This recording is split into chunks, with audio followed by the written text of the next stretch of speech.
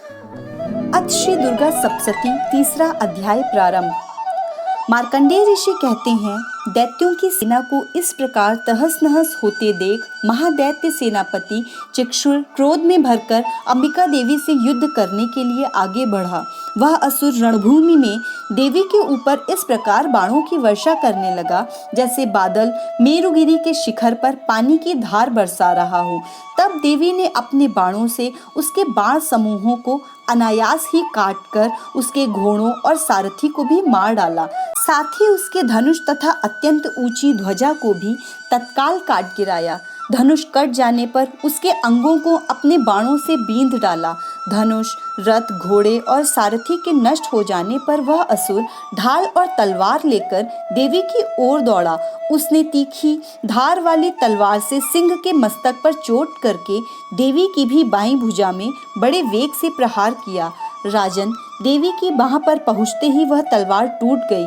फिर तो क्रोध से लाल आंखें करके उस राक्षस ने शूल हाथ में ले लिया और उसे उस महादैत्य ने भगवती भद्रकाली के ऊपर चलाया। वह शूल आकाश से गिरते हुए सूर्य मंडल की भांति अपने तेज से प्रज्वलित हो उठा। उस शूल को अपनी ओर आते देख देवी ने भी शूल का प्रहार किया। उससे राक्षस के शूल के सैकड़ों टुकड़े हो गए। साथ ही महादैत्य चक्षुर की भी धज्जियां उड़ गई। वह अपने प्राणों से हाथ धो बैठा। महिषासुर के सेनापति उस महापराक्रमी चक्षुर के मारे जाने पर देवताओं को भी पीड़ा देने वाला चामर हाथी भी चढ़कर आया। उसने भी देवी के ऊपर शक्ति का प्रहार किया, किंतु जगदम्बा ने उसे अपने हुंकार से ही आहत एवं निष्प्रभ करके तत्काल पृथ्वी पर गिरा दिया। शक्ति टूटकर गिरी हुई देख चामर को बड़ा क्रोध हुआ। अब उसने शूल चलाया, किंतु देवी ने उसे भी अपने बाणों द्वारा काट डाला। इतने में ही देवी का सिंह उछलकर हाथी के मस्तक पर चढ़ बैठा और उसने दैत्य के साथ खूब जोर लगाकर बाहुयुद्ध किया। वे दोनों लड़ते लड़ते हाथी से पृथ्वी पर आ गए और अत्यंत क्रोध में भरकर एक दूसरे पर बड़े भयंकर प्रहार करते हुए लड़ने लगे। तदंतर सिंह बड़े वेग से आकाश की ओर उछला और उधर से गिरते समय उसने पंजों की मार से चामर का सर धड़ से अलग कर दिया। इसी प्रकार उद्रक भी शिला और वृक्ष आदि की मार खाकर रणभूमि में देवी के हाथों से मारा गया तथा कराल भी दांतों, मुक्कों और थप्पड़ों की चोटों से धराशायी हो गया। क्रोध में भरी हुई देवी ने गदा की चोट से उद्वत का कचूमर निकाल डाला। भिंदीपाल से वाशकल को तथा बाणों से ताम्र और अंधक को मौत के घाट उतार दिया। 3 नेत्रों वाली परमेश्वरी ने त्रिशूल से उग्रास्य, उग्रवीर्य तथा महाहनु नामक दैत्यों को मार डाला। तलवार की चोट से विडाल के मस्तक को धड़ से काट गिराया। दुर्धर और दुर्मुख इन दोनों को भी अपने बाणों से यमलोक भेज दिया। इस प्रकार अपनी सेना का संहार होता देख महिषासुर ने भैंसे का रूप धारण करके देवी के गणों को त्रास देना आरंभ किया। किन्हीं को थूथन से मारकर, किन्हीं के ऊपर खुरों का प्रहार करके, किन्हीं किन्हीं को पूंछ की चोट पहुंचाकर, कुछ को सींगों से विदीर्ण करके, कुछ गणों को वेग से, किन्हीं को सिंहनाद से, कुछ को टक्कर देकर और कितनों को निश्वास वायु के झोंके से धराशायी कर दिया। इस प्रकार गणों की सेना को गिराकर वह असुर महादेवी के सिंह को मारने के लिए झपटा। इससे जगदम्बा को बड़ा क्रोध हुआ। उधर महापराक्रमी महिषासुर भी क्रोध में भरकर धरती को खुरों से खोदने लगा तथा अपनी सींगों से ऊंचे ऊंचे पर्वतों को उठाकर फेंकने और गरजने लगा। उसके वेग से चक्कर देने के कारण पृथ्वी क्षुब्ध होकर फटने लगी। उसकी पूंछ से टकराकर समुद्र सब ओर से धरती को डुबोने लगा।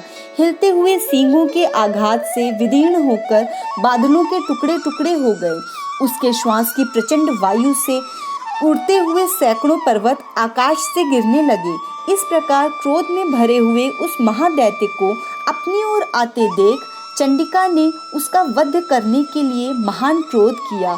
उन्होंने पाश फेंक कर उस महान असुर को बांध लिया। उस महासंग्राम में बंध जाने पर उसने भैंसे का रूप त्याग दिया और तत्काल सिंह के रूप में वह प्रकट हो गया। उस अवस्था में जगदम्बा ज्यों ही उसका मस्तक काटने के लिए उद्यत हुई, त्यों ही वह खड्गधारी पुरुष के रूप में दिखाई देने लगा। तब देवी ने तुरंत ही बाणों की वर्षा करके ढाल और तलवार के साथ उस पुरुष को बींध डाला। इतने में ही वह महान गजराज के स्वरूप में परिणित हो गया तथा अपनी सूंड से देवी के विशाल सिंह को खींचने और गरजने लगा। खींचते समय देवी ने तलवार से उसकी सूंड काट डाली। तब उस महादैत्य ने पुनः भैंसे का शरीर धारण कर लिया और वह पहले की ही भांति चराचर प्राणियों सहित तीनों लोकों को व्याकुल करने लगा। तब क्रोध में भरी हुई जगन्माता चंडिका बार बार उत्तम मधु का पान करने और लाल आंखें करके हंसने लगी। उधर वह बल और पराक्रम के मद से उन्मत्त हुआ राक्षस गरजने लगा और अपने सींगों से चंडी के ऊपर पर्वतों को फेंकने लगा। उस समय देवी अपने बाणों के समूहों से उसके फेंके हुए पर्वतों को चूर्ण करती हुई बोली। बोलते समय उनका मुख लाल हो रहा था और वाणी लड़खड़ा रही थी। देवी ने कहा, ओ मूढ़, मैं जब तक मधु पीती हूँ तब तक तू क्षण भर के लिए खूब गरज ले। मेरे हाथ से यहीं तेरी मृत्यु हो जाने पर अब शीघ्र ही देवता भी गर्जना करेंगे। मार्कंडेय ऋषि कहते हैं, यूं कहकर देवी उछली और उस महादैत्य के ऊपर चढ़ गई। फिर अपने पैर से उसे दबाकर उन्होंने शूल से उसके कंठ में आघात किया। उनके पैर से दबा होने पर भी महिषासुर अपने मुख से दूसरे रूप में बाहर होने लगा। अभी आधे शरीर से ही वह बाहर निकलने पाया था कि देवी ने अपने प्रभाव से उसे रोक दिया। आधा निकला होने पर भी वह महादैत्य देवी से युद्ध करने लगा। तब देवी ने बहुत बड़ी तलवार से उसका मस्तक काट गिराया। फिर तो हाहाकार करती हुई दैत्यों की सारी सेना भाग गई तथा संपूर्ण देवता अत्यंत प्रसन्न हो गए। देवताओं ने दिव्य महर्षियों के साथ दुर्गा देवी का स्तवन किया। गंधर्वराज गाने लगे तथा अप्सराएं नृत्य करने लगीं। इस प्रकार श्री मार्कंडेय पुराण में सांवर्णिक मनवंतर की कथा के अंतर्गत देवी महात्म्य में महिषासुर वध नामक तीसरा अध्याय पूर्ण हुआ।